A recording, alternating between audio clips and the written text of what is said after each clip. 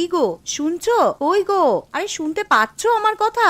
উঠে পড়ো, সকাল গড়িয়ে বেলা হতে চললো, উঠে পড়ো, এবার না হলে তো কাজের জন্য দেরি হয়ে যাবে। আরে কি হয়েছে বলো তো? আরে সকাল সকাল চেঁচাচ্ছ কেন? আর দেখতে পাচ্ছ তো যে সকাল থেকে বৃষ্টি পড়ছে। আজকে আর কাজে যেতে ভালো লাগছে না, আমাকে একটু ঘুমাতে দাও দেখি। হ্যাঁ, সে তো দেখতেই পাচ্ছি, সকাল থেকেই বৃষ্টি পড়ছে, কিন্তু তোমাকে কাজেও তো যেতে হবে। আবার ঘরেতে সেই রকম কিছু নেই, সামান্য বাজার আছে, ওটা দিয়ে আজ কোনো রকমে চলে যাবে। এই তো কদিন আগে বাজার করে নিয়ে এলাম, তা এক্ষুনি শেষ হয়ে গেল। তার শেষ হবে না? তুমি একদিন সামান্য পরিমাণে বাজার করে নিয়ে আসবে, আর সেটা কি সারা মাস ধরে চলতে পারে নাকি? আরে উঠে পড়ো, উঠে বাজারে যাও তো। দেখো গিন্নি, আজকে সকাল থেকে প্রচণ্ড বৃষ্টি পড়ছে। আমি আজকে কাজেও যাব না আর বাজারও করতে যাব না, যা আছে ওদিক দিয়ে আজকে চালিয়ে নাও আর কি। কালকে সকাল সকাল উঠে বাজারে যাব। আমাকে এখন বিরক্ত করো না, ঘুমাতে দাও, ভালো লাগে না।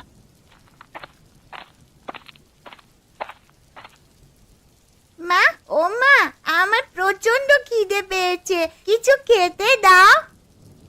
এই তো সোনা, রান্নাঘরে কয়েকটা আলু ছিল, তাই দিয়ে আলুর তরকারি রান্না করতে বসিয়ে এসেছি। আর কিছুক্ষণ অপেক্ষা কর, তরকারি হয়ে গেলেই খেতে দিচ্ছি তোমাকে, কেমন?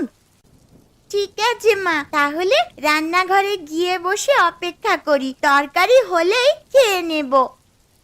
হ্যাঁ সোনা, তুই যা, গিয়ে আগে হাত পা ধুয়ে নে, তারপর রান্নাঘরে খেতে আসবি।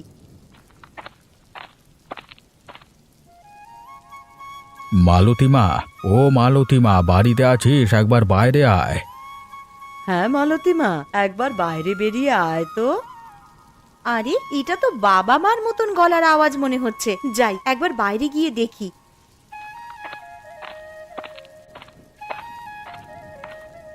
আরে তোমরা হঠাৎ করে আমাদের বাড়িতে চলে এলে, আবার এই ঝড় বৃষ্টির দিনে? হ্যাঁ রে মা, চলি এলাম এই বৃষ্টির দিনে। বাড়িতে বসে বসে আর ভালো লাগছিল না।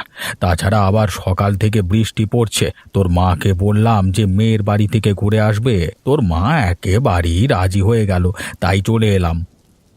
সে তোমরা বেশ ভালোই কাজ করেছো আমাদের বাড়িতে চলে এসে। তা বলো, তোমরা কেমন আছো? শরীর টরীর ভালো আছে তো?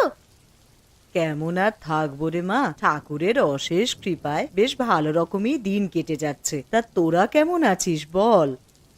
আমরাও খুব ভালো আছি মা। আরে দাদুন, দিদুন, তোমরা কেমন আছো? দিদি ভাই, খুব ভালো আছি। আর এই নাও, তোমার জন্য মিষ্টি নিয়ে এসেছি। আহ বাবা, তোমরা আবার এইসব আনতে গেলে কেন? জানো তো তোমার নাতনি কেমন মিষ্টি পেলে আর কিছু চায় না, আরে এত মিষ্টি খেলে শরীর খারাপ করবে তো। তা আনবো না?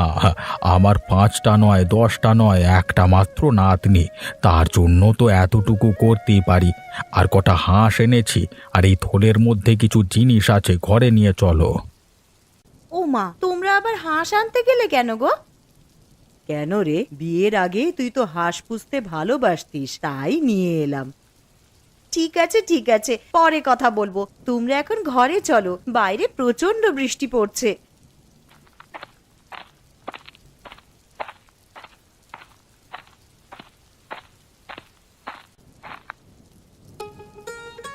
বাবা, ও বাবা, ওঠো গো, একটা সুখবর আছে। আবার কি হলো রে মা? আমাকে কি তোরা একটু শান্তিতে ঘুমাতে দিবি না? আরে একদিন একটু কাজে ছুটি নিলাম, তাও দেখছি আরামে ঘুমাতে পারবো না। তা বল কি হয়েছে? বাবা জানো, আজ দাদু আর দিদুন আমাদের বাড়িতে এসেছে। হ্যাঁ, সে কি রে? তা কখন এলো? এই তো বাবা, তুমি যখন ঘুমিয়েছিলে তখনই দাদু আর দিদুন আমাদের বাড়িতে এসেছে। দাদু আর দিদুন ওই ঘরে বসে আছে। একে বৃষ্টির জন্য কাজে যেতে পারিনি, পকেটে সেরকম পয়সা নেই, আবার শ্বশুর শাশুড়ি চলে এলো, এখন দেখছি পকেটে যেটুকু টাকা ছিল সেই সমস্ত টাকাই ফাঁকা। বাবা তুমি ওই ঘরে যাবে? আমি চলে গেলাম, তুমি এসো। হ্যাঁ রে, চল মা।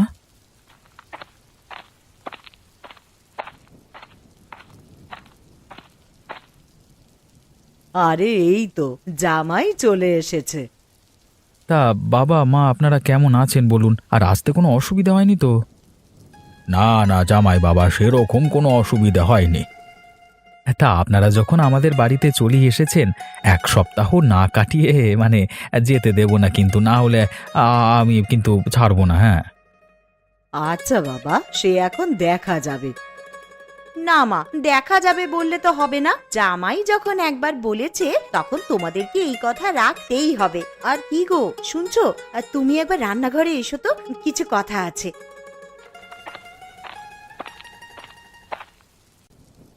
যাও, তোমার শ্বশুর শাশুড়ি এসেছে, তাদের জন্য দোকান থেকে কিছু বাজার করে নিয়ে এসো। বাড়িতে তো সেরকম ভালো মন্দ কিছুই নেই। আচ্ছা গিন্নি, তুমি তো জানো আমার পকেটের অবস্থা।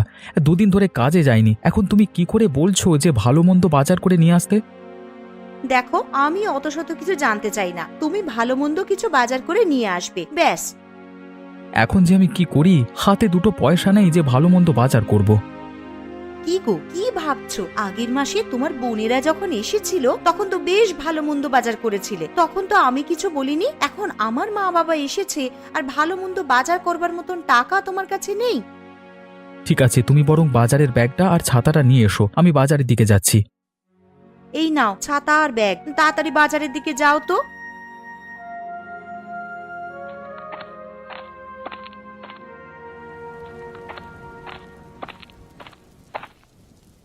হ্যাঁ রে মালতী, জামাইকে দেখলাম হাতে ব্যাগ নিয়ে মাথায় ছাতা দিয়ে বাজারের দিকে যাচ্ছে। তুই এই বৃষ্টির দিনে ওকে বাজারে কেন পাঠালি রে?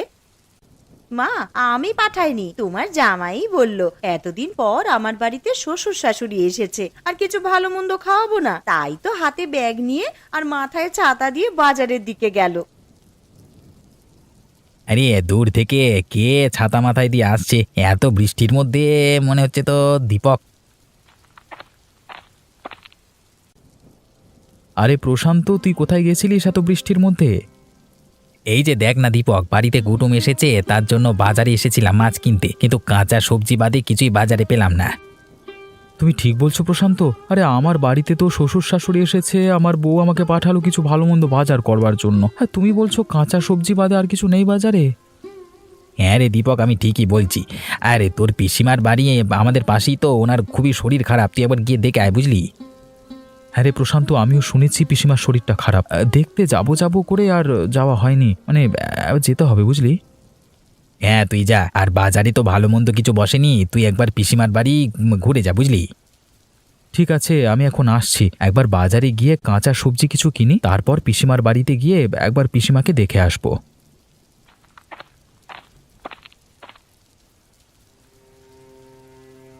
লোকটা কোথায় যে গেল? এত বেলা হয়ে গেল, ঘরেতে সেরকম কিছু ভালো মন্দ নেই যে রান্না করব। কি রে মা, কি এত চিন্তা করছিস? না মা, সেরকম কিছু নয়, আসলে বেলা হয়ে গেল তো, আর তোমার জামাইও তো সেই কখন বাজারে গেছে, এখনো বাড়িতে ফিরলো না। কি যে রান্না করব সেটাই ভাবছি। সে নিয়ে তুই অত চিন্তা করিস না, বাইরে এত বৃষ্টি পড়ছে দেখতেই তো পাচ্ছিস, হয়তো জামাই আমার বাজার করতে গিয়ে কোথাও আটকে গেছে এই বৃষ্টির জন্য। মা, তোমার জামাইকে আমি ভালো করেই জানি, দেখো গিয়ে হয়তো চায়ের দোকানে বসে বন্ধুদের সাথে আড্ডা দিচ্ছে। তাহলে মা, আজকে কি রান্না করব? বাড়িতে যা আছে তাই দিয়ে কিছু কর না একটা। বাড়িতে চাল ডাল আর আলু ছাড়া আর তো সেরকম কিছুই নেই। একটু ঝাল মশলা থাকলে, তুমি যে কটা হাঁস এনেছিলে তার মধ্যে থেকে একটা হাঁস রান্না করে খেতাম, কিন্তু সেই সমস্ত মশলাই তো নেই। এসব কথা ছাড় মা, তুই এখন যা আছে ওইগুলো দিয়েই দুপুরের জন্য কিছু একটা রান্না কর। আচ্ছা মা, ঠিক আছে, তুমি বরং বসার ঘরে গিয়ে একটু বিশ্রাম নাও, আমার রান্না হয়ে গেলেই তোমাদেরকে ডাকবো খাওয়ার জন্যে।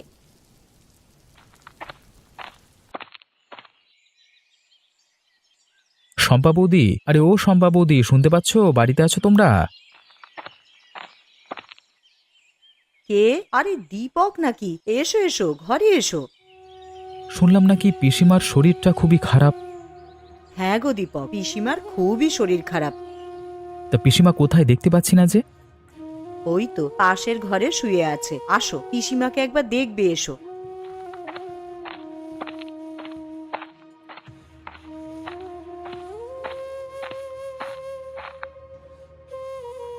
পিসিমা, ও পিসিমা, কেমন আছেন? কেমন আর থাকবো বাবা, উপরওয়ালা কবে যে আমাকে নিয়ে যাবে আমি সেইটার জন্যই শুধু অপেক্ষা করছি। এরকম কথা বলতে নেই পিসিমা। দেখো না দীপক, এই যেদিন থেকে শরীরটা একটু বেশি খারাপ হয়েছে সেদিন থেকে সমানে বলে যাচ্ছে যে কবে আমাকে নিয়ে যাবে ওপরওয়ালা। আচ্ছা বৌদি, দাদা তো শহরের বাইরে কাজে আছে, তা দাদাকে চিঠি পাঠিয়ে বলেছো যে পিসিমার শরীর খারাপ?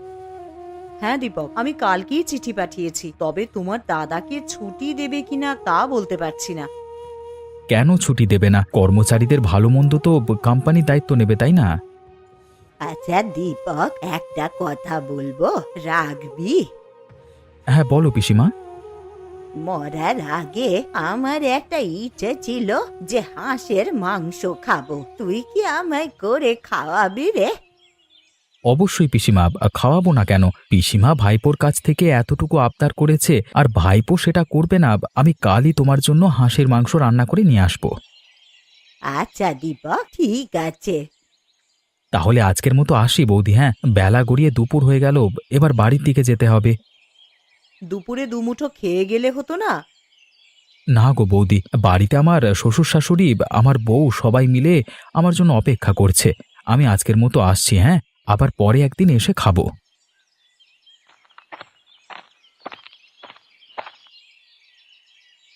কই গো গিন্নি, আমি চলে এসেছি।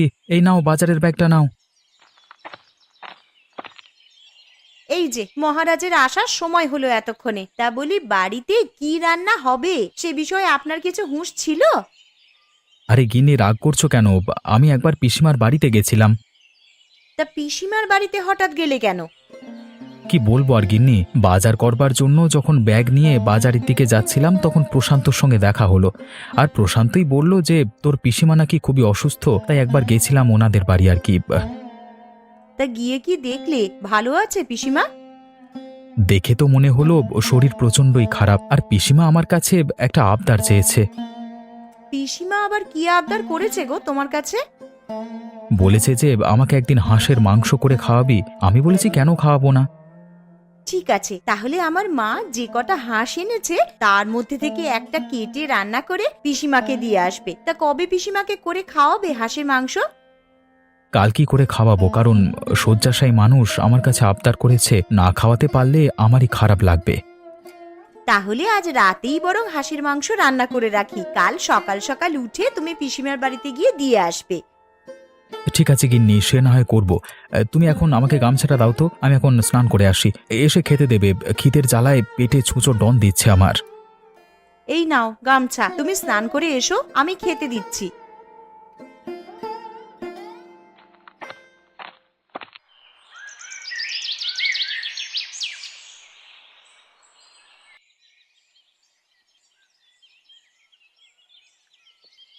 গিন্নি, তোমার মা আর বাবার খাওয়া হয়ে গেছে তো? হ্যাঁ গো, মা বাবার খাওয়া হয়ে গেছে, আর মেয়েটারও খাওয়া হয়ে গেছে। ওরা তিনজনে মিলে এখন ঘুমাচ্ছে। দীপক, আরে ও দীপক, আছিস নাকি বাবা ঘরে? আরে দেখো, তোমার নাম ধরে কে যেন বাইরে থেকে ডাকছে মনে হচ্ছে। আরে হ্যাঁ তো, এটা তো পিসিমার গলার স্বর বলে মনে হচ্ছে, কিন্তু উনি তো শয্যাশায়ী, উনি আমার বাড়িতে কি করে আসবেন? কিন্তু এটা তো পিসিমার গলার আওয়াজই মনে হচ্ছে গো। আচ্ছা চলো বাইরে গিয়েই দেখি। আরে পিসিমা, তুমি এখানে কি করে এলে? আরে তোমার তো প্রচন্ড শরীর খারাপ, তুমি তো দাঁড়াতে পর্যন্ত পারো না। আরে আমি পুরো সুস্থ হয়ে গেছি রে। কিন্তু আমি দুপুরবেলায় গিয়ে তো দেখলাম তুমি বিছানায় শুয়ে আছো, তো এখন কি করে ভালো হয়ে গেলে? সবই উপরওয়ালার ইচ্ছা রে বাবা। তা তুমি আমাদের বাড়িতে এলে বৌদি কিছু বলেনি তোমার? না না, কিছু বলেনি আমায়। তোমার বৌদি শুধু বলল যে সাবধানে যাবেন, আর দীপক হাঁসের মাংস খাওয়াবে বলল, তাই আর লোভ সামলাতে না পেরে চলেই এলাম। তা আপনার ভাইপো তো কালকেই আপনার বাড়িতে মাংস রান্না করে দিয়ে আসতো। কালকে যদি আমি আর না থাকি তাহলে তো আমার আর শেষ আশা পূর্ণ হবে না, তাই চলে এলাম আর কি। আর এসেছি যখন, আমি নিজের হাতেই তোমাদেরকে রান্না করে খাওয়াবো।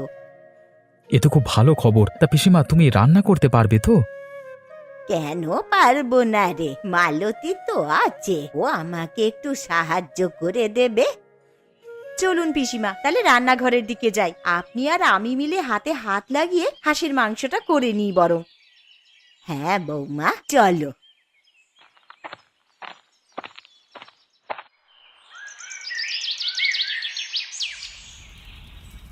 তাহলে হাঁসের মাংস তো রান্না হচ্ছেই, তা তার সাথে খাওয়ার জন্যে কি করা হবে বৌমা? কি আর করবেন পিসিমা, তাহলে রুটিটাই বানানো যাক। হাঁসের মাংসের সাথে বেশ ভালোই লাগবে খেতে। হ্যাঁ মা, তুই ঠিকই বলেছিস, হাঁসের মাংসের সাথে রুটিটা একদম জমে যাবে। কিন্তু পিসিমা, একটা অসুবিধা আছে। কি অসুবিধা বৌমা? আসলে আপনার ভাইপো হাঁসের মাংস খায় না। কে খায় আর কে না খায় সে দেখাই যাবে খেতে বসে। এখন রান্নাটা আগে করে নি।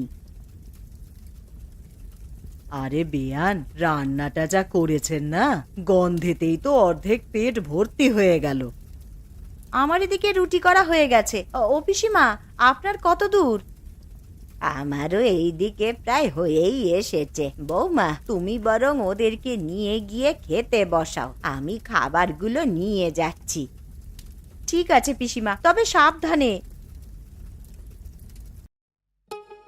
কিন্তু আমার জন্য আলাদা করে কিছু তরকারি করনি? না, তোর জন্যে আর কিছু আলাদা করে করা হয়নি। হাঁসের মাংসের ঝোল দিয়েছি, ওই দিয়েই রুটিটা খা।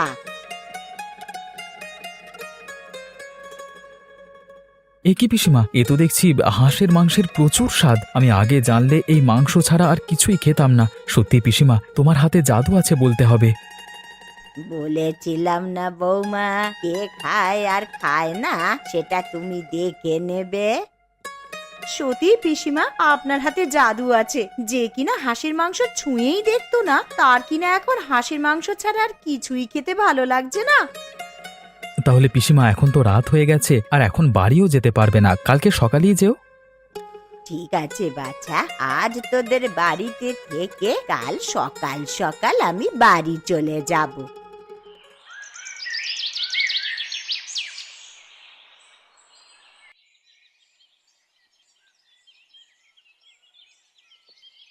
ও বাবা, চোখটা বন্ধ করতে না করতেই ভোর হয়ে গেল। কখন যে রাতটা কেটে গেল টেরই পেলাম না। যাই, এবার এঁটো বাসনগুলো আবার মেজে রাখি। আবার ওদিকে পিসিমাও আছেন, তার জন্য একটু জল খাবারও করে দিতে হবে। তানিশা, ও তানিশা, তোর পিসিকে ডেকে তোল না রে। মা, ও মা, পিসি তো আমার কাছে শুয়ে নেই। কি বলছিস? বিছানায় নেই মানে? আরে তোর পাশেই তো শুয়েছিলেন। আরে বাইরে গিয়ে দেখ আছে নাকি। বাইরে কি করে যাব মা? ঘরের দরজা তো ভেতর থেকে আটকানো। তাহলে তানিশা, তুই একবার বাইরে গিয়ে দেখে আয় তো পিসি আছেন কিনা।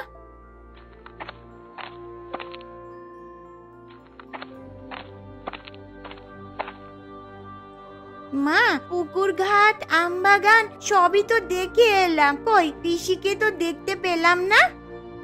কি গো, শুনছো? আরে কই গো, তাড়াতাড়ি ওঠো, পিসি কোথায় যেন চলে গেছে, ঘরে নেই। তুমি গিয়ে একটু দেখো না। চলে গেছে মানে? কোথায় আবার যাবে? ঘরের দরজা তো ভেতর থেকেই বন্ধ ছিল, পিসি দরজা দিয়ে বের হবে কি করে? এ কি সর্বনাশ হলো আমার!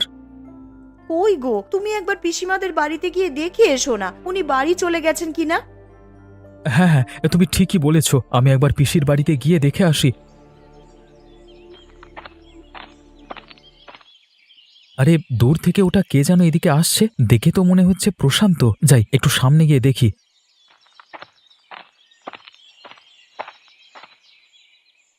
আরে প্রশান্ত, তুই এখানে কি করছিস? আর এত ছোটাছুটি করে কোথায় যাচ্ছিস?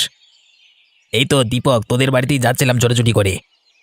কেন রে প্রশান্ত, কি হয়েছে? আমাদের বাড়িতে আবার ছোটাছুটি করে যাবার কি আছে? আর তুই এত হাঁপাচ্ছিস কেন?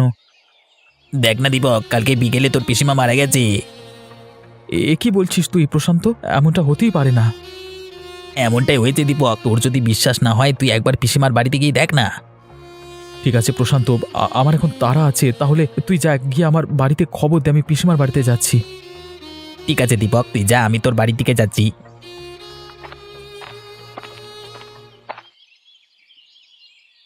এ কি, বাড়ির সামনে এত ভিড় কেন? তাহলে প্রশান্ত যেটা বলেছে সেটা কি সত্যি?